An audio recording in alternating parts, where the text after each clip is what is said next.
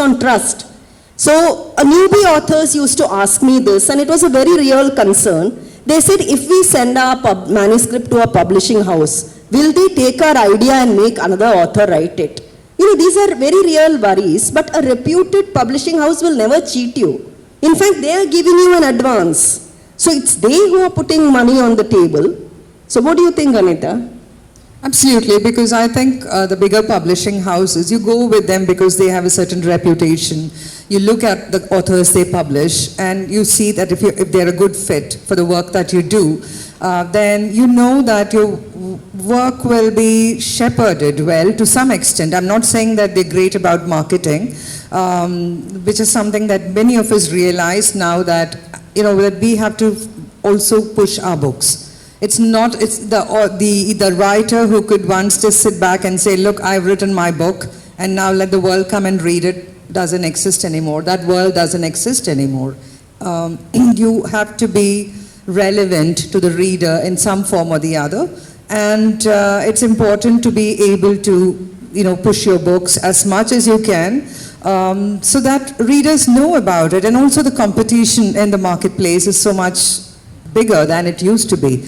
But I think what you get when you go to a major publishing house is that some of these things, in terms especially of the figures and the numbers, etc., you can actually kind of not have to worry too much about, you know, if they are cheating you and not, because they have their, you know, annual accounts, and or sometimes it's twice a year and stuff like that. It's like clockwork. You'll get your royalty payments and you'll get your the total sales of the book, the sales over the period where the royalties have been paid, etc., and so on. So over a period of time now, I've become an excellent accountant, and I've also become an excellent lawyer in the sense that I can read most contracts and catch little loopholes in them and stuff like that. So what would you say to an amateur author who wants to get published or who is going to be published? What would you say to them to look out for?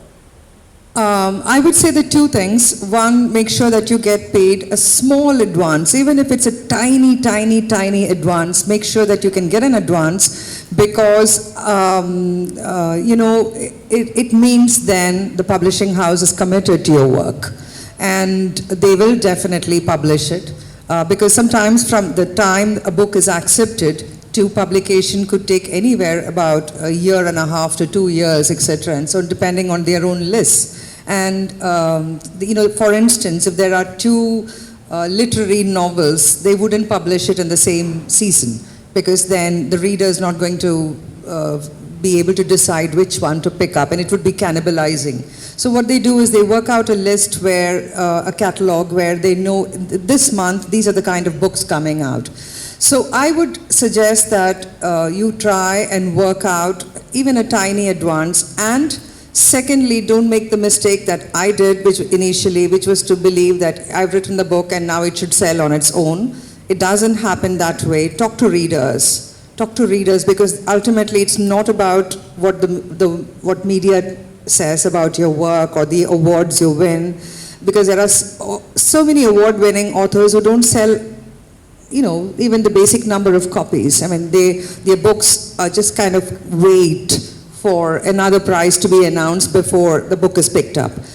But when you write and the reader feels a real connection with what you write, then you know, the reader is going to come back and read your book again. So do reader events, and that I think is also very important. Do publishers dictate what